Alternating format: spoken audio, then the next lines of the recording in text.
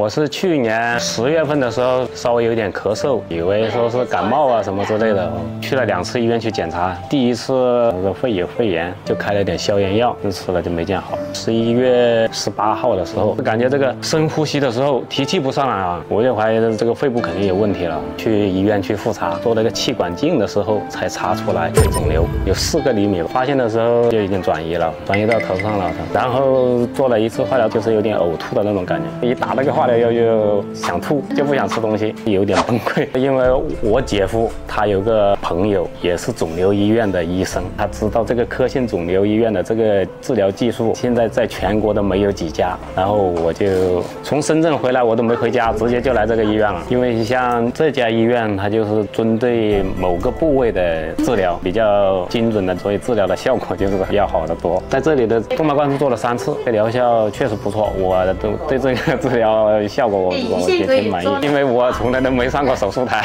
第一次躺到那个上面，心里面是有点紧张。然后那个医生跟我说，他说你不要害怕，这个没什么疼痛，他说你不要紧张。还给我看那个画面，在那个肺部给我打药，整个过程时间很快，大概是40分钟到50分钟。做完第一次灌注的咳嗽就已经好了，都没咳，效果特别明显。我现在呼吸已经顺畅了，动脉灌注做完以后就开始